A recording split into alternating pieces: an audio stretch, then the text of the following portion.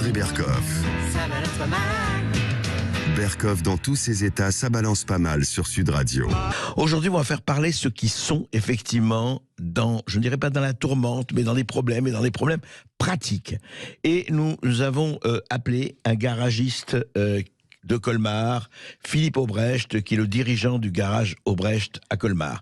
J'ai discuté avec lui au téléphone il y a quelques jours et vraiment je lui dis qu'il fallait en parler pour la France, pour tout le monde, pour savoir ce qui se passe exactement, pour quelqu'un qui est un entrepreneur, voilà, qui vit de cela, qui paye ses impôts, qui paye ses URSSAF, et c'est pas simple, c'est le moins que l'on puisse dire en ce moment. Bonjour Philippe Aubrecht. Bonjour Monsieur Berkoff, bonjour tout le monde. Bonjour.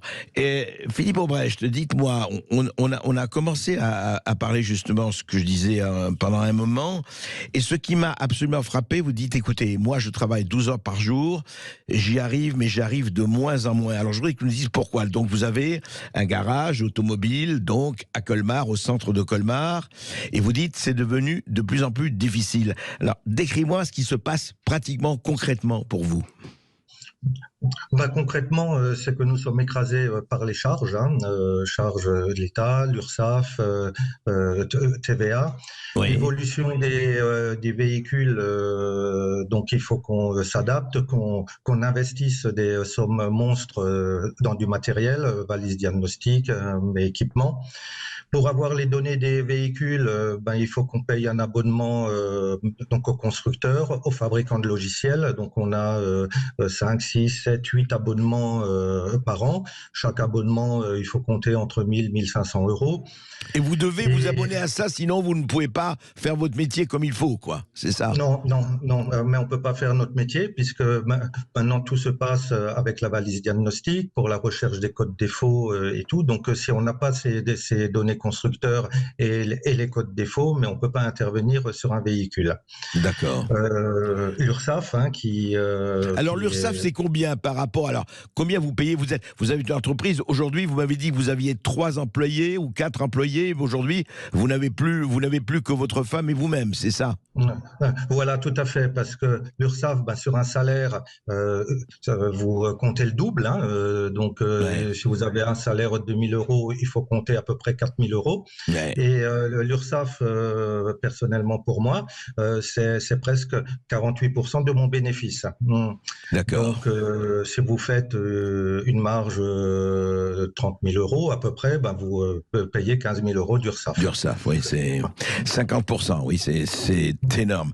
Et dites-moi ce que vous proposez. Alors, vous savez, on dit, voilà, à 2035, fini, plus de diesel, plus de voitures thermiques, que la voiture électrique. Ça veut dire quoi, en fait, concrètement? 35, c'est demain, nous sommes en 2023, 2035, c'est dans 12 ans. Ça veut dire quoi, en fait, concrètement, par rapport à votre métier? Donc par rapport à mon métier, ça sera une perte de chiffre d'affaires, puisque le véhicule électrique, il y a presque plus de pièces à changer, presque plus de panne. Nous, en tant que petit garage, on pourra juste changer les pneumatiques et les plaquettes, et voir les plaquettes de frein s'usent beaucoup moins, puisque c'est le moteur électrique qui fait office de frein. De frein, oui. Donc, au point de vue prestation, mais on pourra pas faire grand-chose. Et le véhicule électrique, ça ne sera pas la solution donc à l'heure actuelle, puisqu'une voiture électrique, déjà, vous êtes limité, mais en autonomie. Ouais, oui. Et puis ça coûte cher aussi, enfin c'est pas donné. Très cher, puisque pour un véhicule électrique, il faut compter minimum 30-40 000 euros, donc une bonne partie des Français ne pourront pas se payer. Mais c'est ça, Monsieur Aubrecht, excusez-moi, c'est ça que je comprends pas.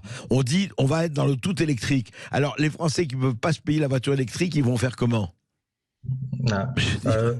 C'est la bonne question. C'est la bonne question. Comment ils vont faire? Ouais. Ils vont essayer de garder leur ancienne voiture, puisque là, j'ai pratiquement tous les jours une dizaine de clients qui me demandent qu'est-ce qu'on doit acheter comme voiture, mais je sais absolument pas quoi leur répondre, puisque maintenant, il y a les ZFE, les zones à faible émission, d'ailleurs que peu de personnes connaissent encore. Donc, ah oui, les territoires, les zones à faible émission, les ZFE, oui. Et on ne sait pas ce que c'est encore, et enfin... Oui. Donc les villes de plus de 100 000 habitants, avec votre véhicule critère 4 et 5, déjà, vous ne pouvez plus rouler. Comme là, à Strasbourg, si vous avez un diesel critère 5, vous ne pouvez plus rentrer dans Strasbourg. Dans Strasbourg, donc, oui, d'accord. Comment fait-on? Il faut changer son véhicule. L'année prochaine, c'est les critères 3, et l'année suivante, ce sera les critères 2. Donc, il faut déjà avoir un véhicule critère 1. Critère 1, c'est tout nouveau véhicule qui sort. Donc pareil, il faut acheter un nouveau véhicule. Déjà, les gens n'ont pas les moyens de payer les réparations sur leur véhicule actuel. Alors comment ils vont faire pour acheter un nouveau véhicule ou se déplacer? Les transports en commun ne sont pas assez développés et fournis. Donc ça va vraiment être un gros problème. Et dites-moi, et des entreprises comme la vôtre, Monsieur Obrecht, elles sont menacées pour vous? Est-ce que vous pensez que vous risquez de fermer boutique, comme on dit? Oui, tout à fait. Déjà par rapport à la crise Covid, j'ai beaucoup de confrères qui ont dû fermer leur garage. Et là, par rapport à l'évolution, on n'aura pas les moyens de se développer et d'acheter un nouvel équipement pour les véhicules électriques. Et donc on fermera. Sans compter qu'il faudra qu'on se forme. Les formations, c'est un coût aussi. Et en plus sur les véhicules. Voilà, c'est payant. Une journée de formation, c'est à peu près 800, 900 euros. Par journée de formation. Par journée de formation. Donc, pour un employé, il y a une participation, puisqu'on paye dans une caisse de formation, mais c'est limité à 2-3 jours par an. Pour nous, donc artisans, c'est payant. Donc, si on n'a déjà pas de trésorerie de côté, se payer une formation, c'est compliqué. Oui, c'est compliqué. En plus, pour les véhicules électriques, mais il n'y a pas de formation donc actuellement. C'est juste des habilitations. Donc c'est une habilitation qui vous dit juste.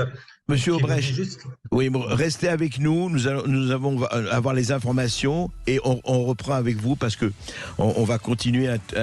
C'est très important ce que vous nous dites parce qu'il n'y a pas que vous. Il y a vraiment tout un tissu actuellement de TPE, de PME qui sont en danger de mort et c'est très grave. On se retrouve juste après les informations. À tout de suite. Et dans le face-à-face du mardi 28 février, nous serons avec Jean-Philippe Trottier, essayiste pour son livre « Les illusions dangereuses, comment les idéologies nouvelles asservissent l'homme ». Vous nous appelez au 0826 300 300 pour participer à l'émission. A tout de suite sur Sud Radio. Sud Radio. Les Français parlent au français. Les carottes sont cuites. Les carottes sont cuites. Sud Radio Berkov dans tous ses états. Est-ce que les carottes sont cuites pour des milliers, voire des dizaines de milliers ou plus de petites entreprises, de TPE, d'artisans, de commerçants qui ne sauront plus à quel sas se vouer entre l'URSSAF, les nouvelles technologies, les règlements européens, les impôts à payer en tout genre et le fait que vraiment l'avenir a l'air bouché. On ne veut pas être pessimiste, mais quand même, quand on écoute Philippe Obrecht, qui est le dirigeant du garage Obrecht à Colmar, on se dit, mais Philippe Obrecht, qu'est-ce qu'on peut faire? Qu'est-ce que vous désireriez? Parce que je suis sûr que vous n'avez pas envie, vous de fermer, vous n'avez pas envie d'arrêter Ça fait combien de temps que vous faites ce métier, Philippe Obrecht? Donc j'ai 52 ans, je fais ce métier, j'ai commencé en tant qu'apprenti et je suis à mon compte, ça fait une quinzaine d'années à peu près. D'accord. Donc il me reste encore une dizaine d'années donc à travailler. Ouais. Mais je ne pense pas que je pourrais continuer donc à rester à mon compte donc à ce rythme-là, Ouais. puisque chaque fin du mois c'est la galère pour joindre les deux bouts. Et le gros problème qu'on a donc actuellement, c'est le recrutement, hein, le personnel, hein, parce qu'on. Ah oui, pourquoi Ben, il y a plus de mécaniciens, hein. C'est une denrée rare. C'est un métier qui a été dévalorisé, certes par les salaires, hein, puisque de nos jours avec le SMIC ou 1500 €, ben on n'arrive plus à vivre. Et comme je vous disais tout à l'heure, donner un salaire de 2000 €, c'est totalement impossible pour une TPE, parce que vous en payez 4000, comme vous disiez, etc. Oui, mais alors dites-moi, il n'y a plus de mécaniciens parce que aussi ils n'ont plus envie de faire ce métier parce qu'il est dévalorisé? C'est quoi? Parce qu'il est parce qu'il est dévalorisé et parce qu'il évolue trop vite. Donc les mécaniciens de ma génération quittent le métier parce qu'ils n'arrivent plus à suivre. Et c'est surtout par rapport à ça. Et comme dit, il y a plus d'intérêt mais au métier. Il y a plus de passion aussi. Nous, notre passion, ben on l'a eu durant notre jeunesse quand on avait notre mobilette, notre scooter, mais on bricolait dessus donc en étant jeune. Et les jeunes actuels n'ont plus ce moyen de locomotion, à part l'ordinateur, la télé, et ils n'ont plus cette fibre mécanique. Oui, donc, de s'occuper de la mécanique, de bricoler au vrai sens du terme, au sens le plus fort du terme. Mais dites-moi, vous travaillez par exemple, là aujourd'hui, vous travaillez combien d'heures par jour? Enfin, quel est votre rythme de travail? Le rythme de travail, c'est entre 10 et 12 heures par jour, hein. Donc, comme je suis seul, donc le plus grand temps, c'est les recherches de panne, hein, parce qu'on perd un temps monstre sur les recherches de panne avec les véhicules actuels. D'ailleurs, qu'on ne peut pas facturer, hein, parce que des fois, on passe 8 heures, 16 heures sur un véhicule pour contrôler le faisceau, pour contrôler tous les contacteurs, tous les composants. Donc, on ne peut pas présenter une facture à un client de 16 heures de main-d'œuvre. Et juste, vous aujourd'hui, vous gagnez combien vous payez un salaire de combien aujourd'hui? J'arrive donc actuellement à avoir le SMIC. Le SMIC. Grosso modo, le SMIC. En travaillant 12 heures par jour. En travaillant 12 heures par jour. Là, pour une question de santé et familiale, j'ai arrêté de travailler le samedi, puisque on n'avait plus de vie. Et samedi, dimanche, mais on le consacre aussi à la comptabilité, à toute la charge donc administrative qu'on a de plus en plus. C'est ça, les week-ends, vous passez votre temps à faire la paperasse, enfin les papiers, etc. C'est ça. Voilà, tout à fait. Et dites-moi, Philippe Aubrecht, vous, par exemple, vous dites pour ne pas effectivement finir et puis faire autre chose, etc.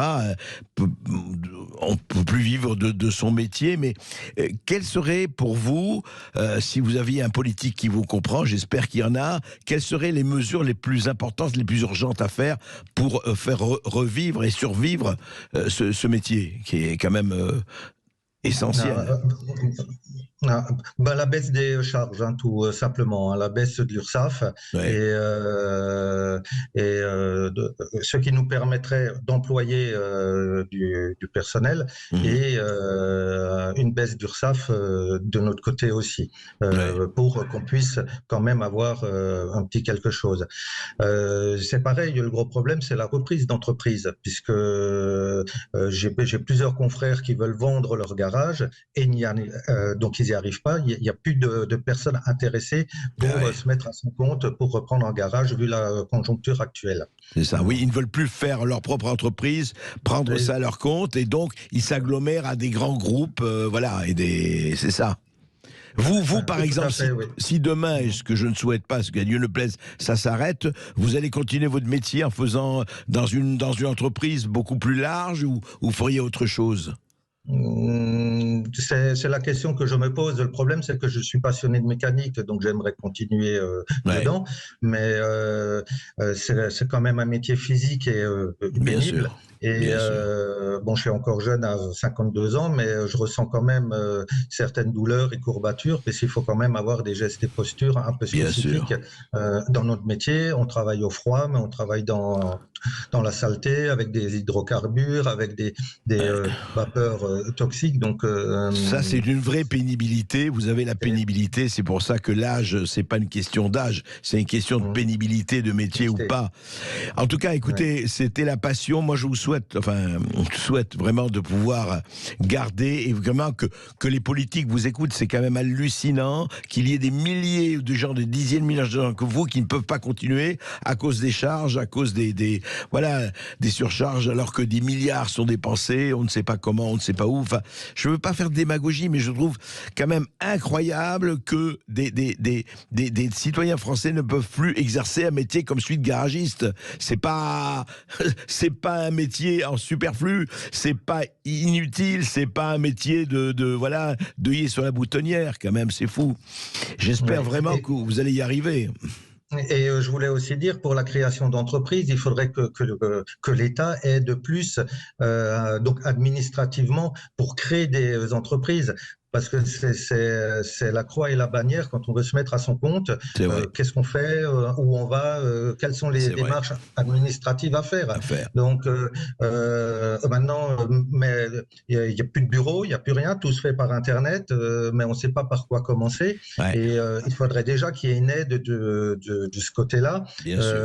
Donc il y a la Chambre des métiers, mais ça ne fait pas tout. Non, mais il faut y avoir des interlocuteurs et pas seulement par télétravail et pas seulement par dialogue. Merci beaucoup, Monsieur Obrecht. Merci de votre témoignage et j'espère que vous allez tenir le coup et surtout pouvoir vraiment travailler sans faire des 12 heures par jour et des week-ends inexistants où vous ne pouvez pas vous reposer, et puis faire le loisir. Merci encore. Bien, merci à vous et bonne journée. À vous aussi.